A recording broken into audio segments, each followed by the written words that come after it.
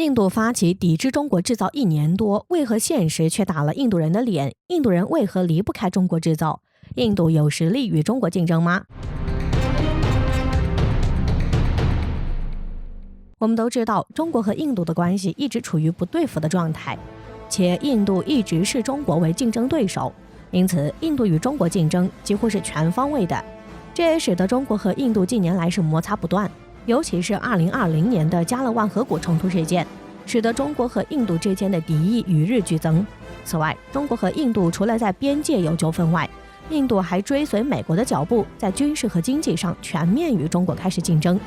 在军事上，印度参与了美国主导的4方安全对话，并频繁参与美国举办的海上军事演习。在经济上，印度也曾数次攻击中国，去年一度禁止了43款带有中国背景的 APP， 理由则是威胁国家安全，这就开始全面发动与中国的经济战争。此后，印度还针对中国的5个产品实施了5年的反倾销，其给出的理由就是要保护印度国内的生产商，使他们不会受到来自邻国的低价出口，从而维护他们的合法权益，并以此来抵制中国的产品。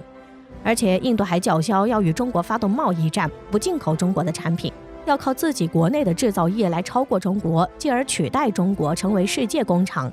那么印度真有实力与中国打贸易战吗？这对印度会带来怎样的影响？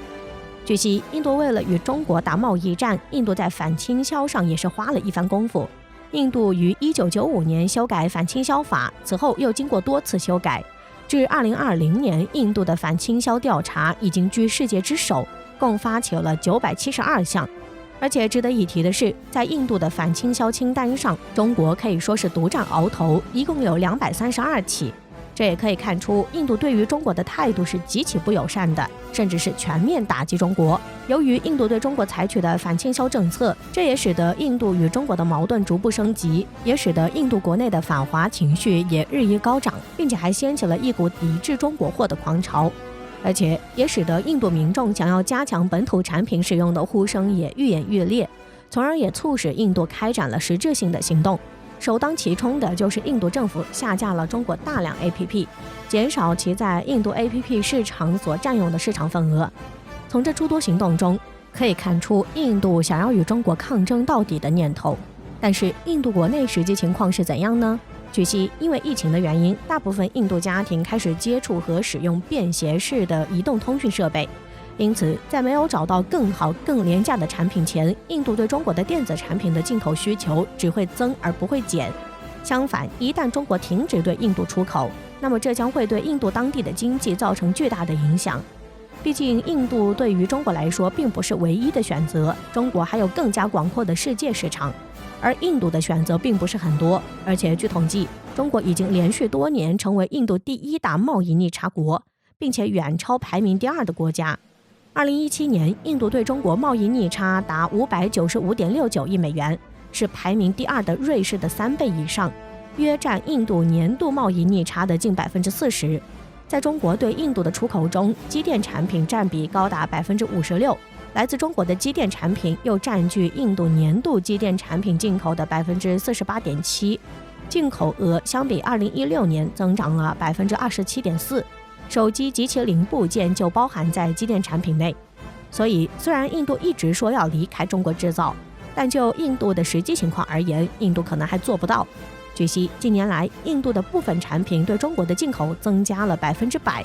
比如电子产品上所必需的电池元件等，印度都需要从中国进口，且进口占比高达80%。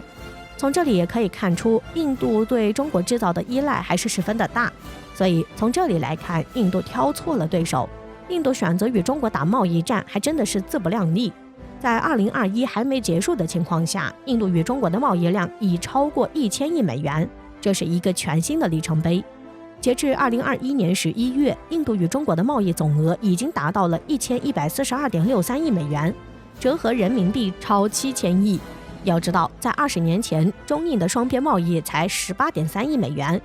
现在光是印度向中国的出口额就有263.58亿美元，较上年同期增长38.5%。而印度从中国进口额则是近880亿美元，较上年同期增加49.0%。而且，据分析人士分析，印度对中国产品的依赖还是十分大。根据调查数据显示，印度国内除了日用品以外，在2017到2018年度，印度向中国所进口的产品高达768亿美元。虽然之后有所下降，但是印度仍需从中国进口产品。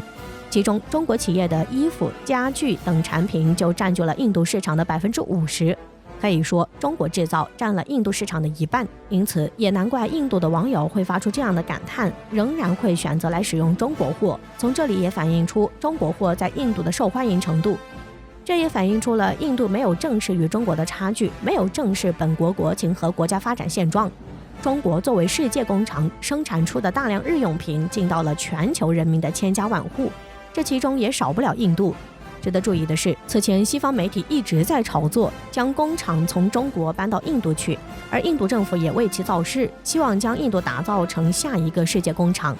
然而，理想很丰满，现实很骨感，印度制造业至今也没什么起色。而印度媒体倒是说了句大实话，工资低不代表能赢中国制造。印度虽然已经成为工业和消费大国，但是其工业基础薄弱，人口众多，但是缺乏熟练的受教育产业工人，整体生产效率低下，许多小制造产品在质量、品种和成本上无法与中国厂家匹敌，所以久而久之，从中国进口商品，尤其是日用品已成为常态。